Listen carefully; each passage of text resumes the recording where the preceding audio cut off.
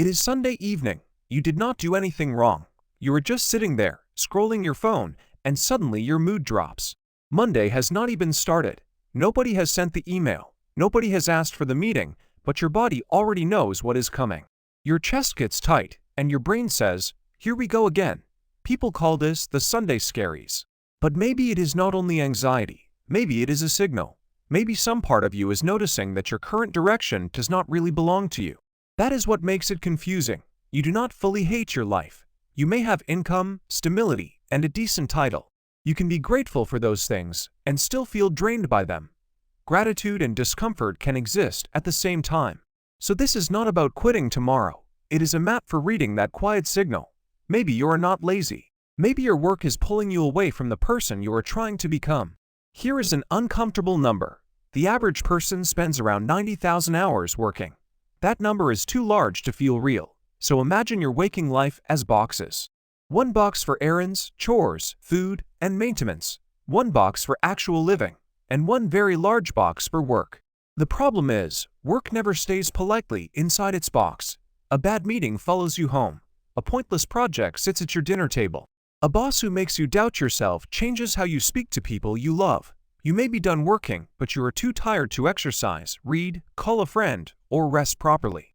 Your free time becomes recovery time. You are not living after work. You are recovering from work. This is why the wrong work direction is not small. It touches your health, patience, creativity, relationships, and self-respect. And the damage is slow. It arrives as a small silence every Sunday evening. You say, "It is fine." Then another year passes. That signal deserves attention. It may be saying, "This much of your life cannot stay vague forever." When people talk about work and meaning, the advice is usually simple. Find your passion. It sounds beautiful. Find a thing that lights you up, then follow it bravely. But for many people, that advice does not help. Sometimes it makes the pressure worse. It assumes there's a perfect answer hidden inside you, like a locked room in your chest. Find the key, open the door, and your purpose will be waiting. But most people do not have one clear, burning passion. They have interests, curiosities, and things they keep returning to. They wonder why everyone else seems to know what they want. So find your passion starts to feel like blame. You are not only confused, now you feel guilty for being confused. A more useful order may be the opposite. Passion is often not the starting point. It is often a byproduct of skill. You begin doing something real. You get better. You build taste. You solve problems that used to scare you. Then feedback, confidence, and identity start to appear. Slowly, the work becomes meaningful. You cannot force inspiration to arrive. You can build ability. Instead of asking, "What is my passion?" try a more honest question. What is my relationship with work right now? Researcher Amy Rezanyowski describes 3 common ways people relate to work. The first is a job. A job is a trade. You give time and effort and receive money. After work, real life begins. There is nothing wrong with this. At some stages, that is exactly what work needs to be. The second is a career. A career has movement, better roles, higher pay, more responsibility, and more skill. You care about the work, but also where it can take you. The third is a calling. Here, work is not only money or advancement.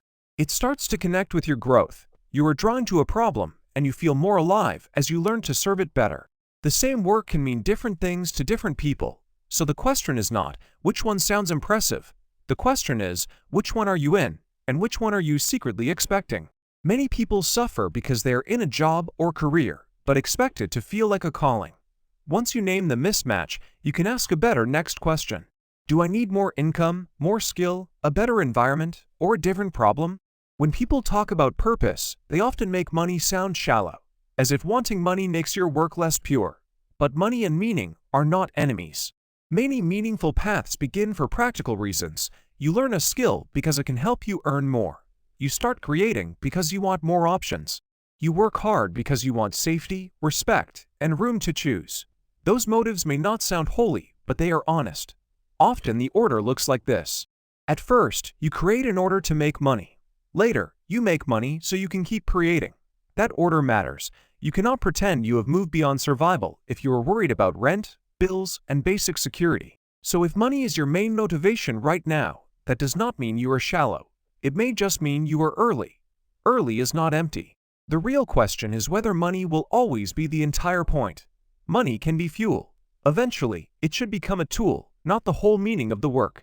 After money, the next powerful word is stability. Many people have asked themselves at 2 a.m., should I change direction?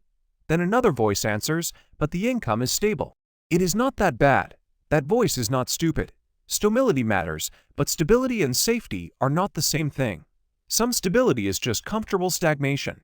The job is not painful enough to force you out, but it is not alive enough to help you grow. You can tolerate it, explain it, and survive another week. But your abilities are getting dull. Pressure is loud. Boredom is quiet. Pressure makes you react. Boredom lets you drift. Then years later, you realize the gap has widened between what you can do and what the world needs. So ask this: have I outgrown this place? That question is uncomfortable because, if the answer is yes, you may need to act.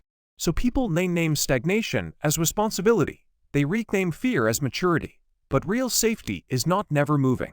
Real safety is having the ability to choose again when the world changes. If passion is not the starting point, and stability is not always safety, where does purpose come from? A practical answer is this: purpose often grows from a problem you keep solving, not a lightning strike from the sky, not a perfect sentence about your destiny. A problem, you meet it, care about it, return to it, and get better at understanding it. Over time, it starts to feel like your work. Many good businesses start this way. Someone solves their own problem, then realizes other people have it too. Many good creators start this way. They try to understand their own confusion, then explain the map to someone else. Many good teachers were once very confused students. Because they were stuck before, they know where people get stuck now. So what is my life purpose may be too large. It freezes you. A better question is smaller. What problem am I unusually suited to solve? What have I lived through? What do I keep studying? Where do I have a map because I once got lost there myself? Meaning often starts there. There are two clues that do not look very noble. The first is envy. Not general envy, like wanting someone to be rich or famous.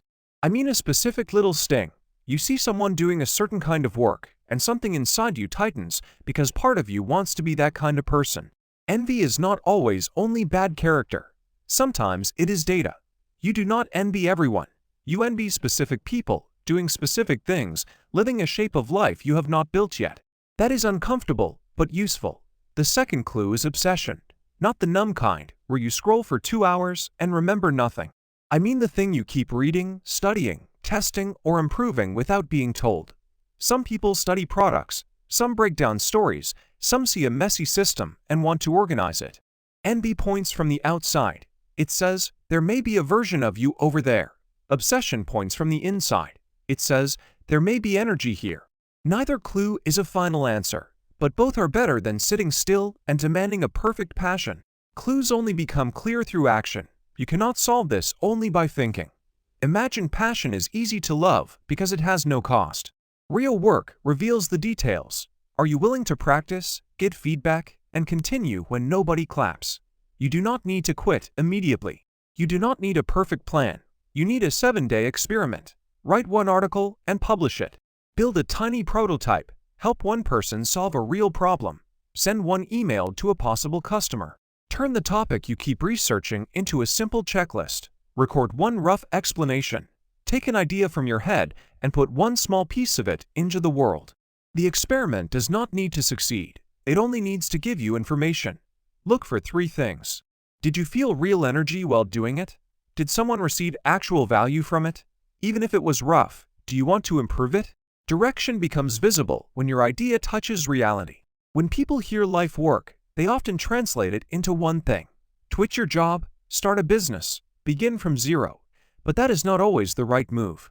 The deeper difference is not whether you are an employee or a founder. The difference is agency. You can have an Adele mindset inside a normal job.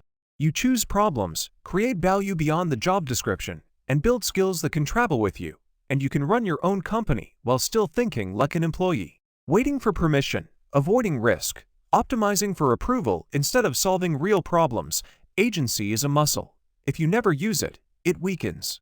Each time you use it, you trust yourself a little more. Ask a clearer question in a meeting. Turn a messy process into a simple system. Talk to one real user.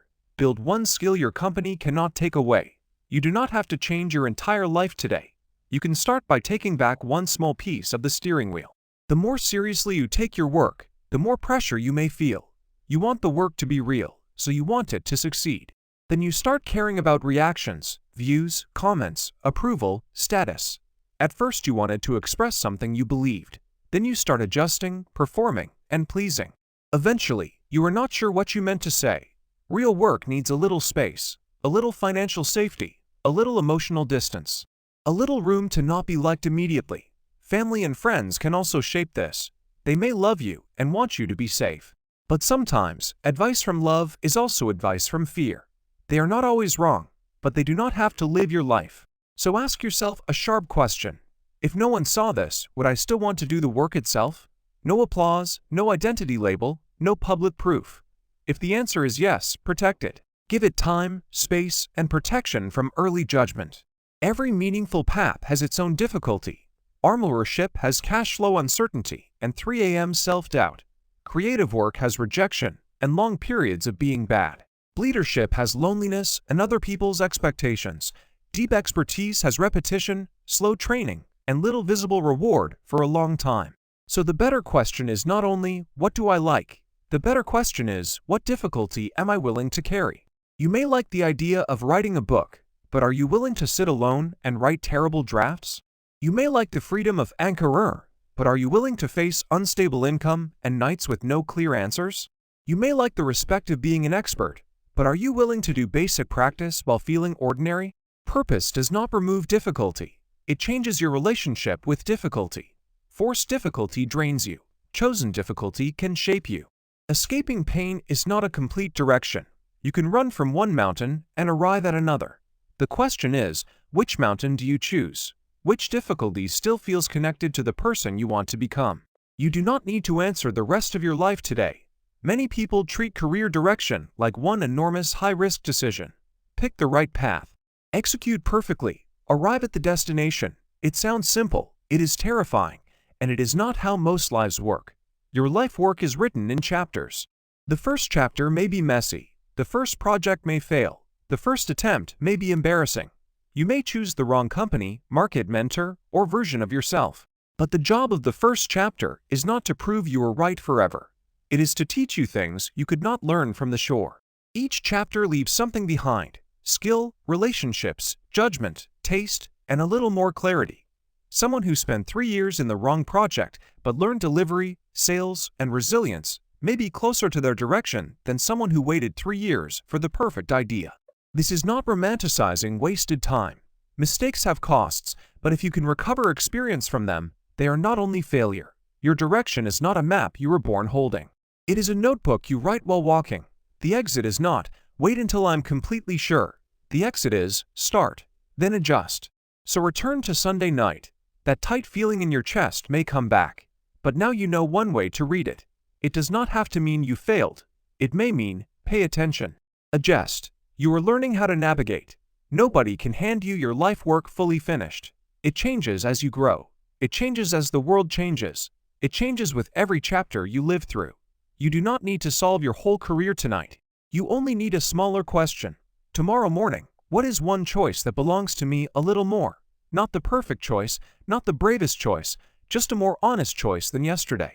Maybe you write down one person you envy. Maybe you try a 7-day experiment. Maybe you admit your current stability no longer helps you grow. Maybe you simply write down the Sunday signal for the first time. Your direction will not fall from the sky, but it can grow through choices, action, feedback, and correction.